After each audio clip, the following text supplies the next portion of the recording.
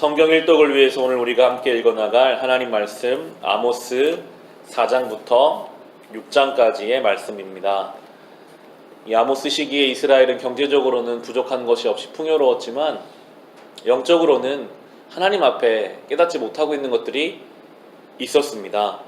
하나님 원하시는 것은 그저 형식으로 드려지는 예배가 아니라 삶의 내용을 원하셨는데 이스라엘 백성은 예배는 예배대로 드리고 삶은 자기 마음대로 살아가고 있었습니다. 하나님이 아모스를 통해서 그것을 지적하십니다. 4절과 5절 보시면 너희는 베델로 몰려가서 죄를 지어라. 길갈로 들어가서 더욱더 죄를 지어라. 아침마다 희생제물을 바치고 사흘마다 11조를 바쳐보아라. 또 누룩 넣은 빵을 감사제물로 불살라 바치고 큰 소리로 알리면서 자원 예물을 드려보아라. 이스라엘 자손아, 바로 이런 것들이 너희가 좋아하는 것이 아니냐? 주 하나님이 하신 말씀이다 라고 말씀하십니다.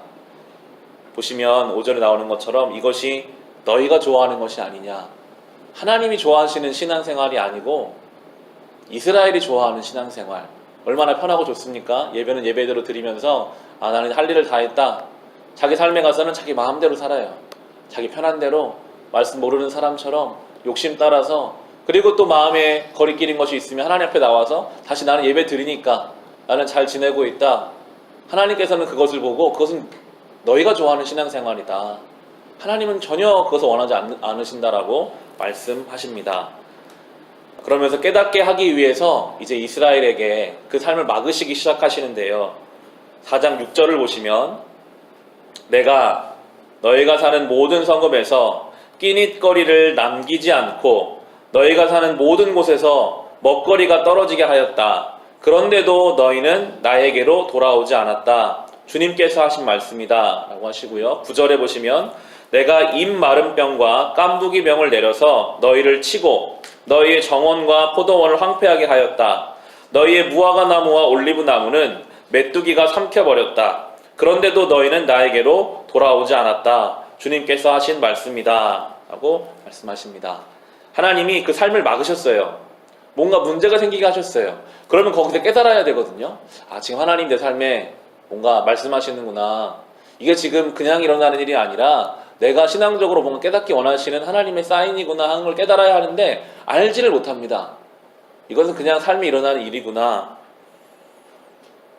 그래서 하나님께서는 이제 이스라엘 백성이 하나님의 손길을 전혀 깨닫지 못하는 이러한 신앙의 모습이 그저 겉으로 보기에는 신앙인이지만 막상 하나님 내 삶에서 역사하신다는 것을 조금도 알지 못하는 마치 껍데기만 남은 신앙과 같은 것이라고 그렇게 지적하시면서 이제 이스라엘 백성에게 하나님을 진심으로 찾으라고 말씀하십니다. 5장 4절을 보시면요. 한 장 넘기셔서 5장 4절에 나 주가 이스라엘 가문에 선고한다. 너희는 나를 찾아라. 그러면 산다 라고 하나님이 분명히 말씀하세요. 하나님을 찾아라. 그러면 살 것이다 라고 말씀하시고요.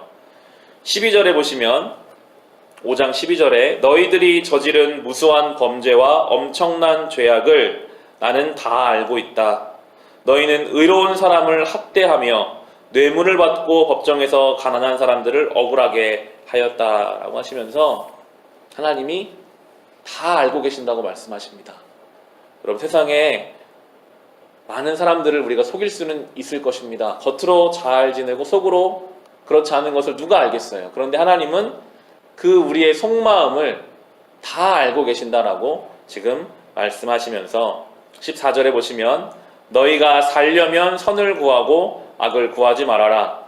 너희 말대로 주 만군의 하나님이 참으로 너희와 함께 계실 것이다 라고 하시면서 계속해서 말씀하시는 것이 하나님은 중심을 원하신다.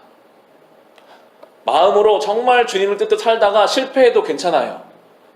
그런데 마음으로는 전혀 그렇지 않으면서 겉으로만 하는 것은 하나님이 기뻐하지 않으신다라고 분명하게 아모스를 통해서 말씀하십니다.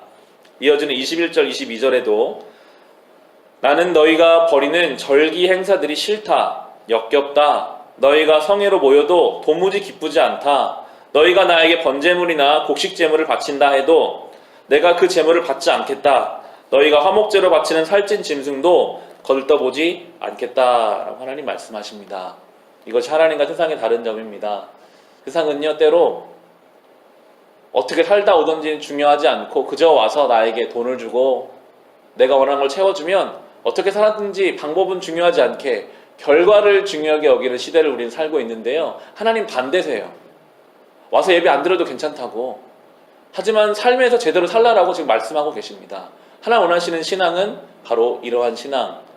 우리의 삶의 내용과 그 동기를 중요하게 여기시면서 24절에 나오죠. 너희는 다만 공의가 물처럼 흐르게 하고 정의가 마르지 않는 강처럼 흐르게 하여라 라고 말씀하시면서 공의와 정의, 신앙의 양심, 거룩함, 올바른 방향으로 그렇게 신앙의 모습을 가지고 살아가라고 우리에게 말씀하고 계십니다.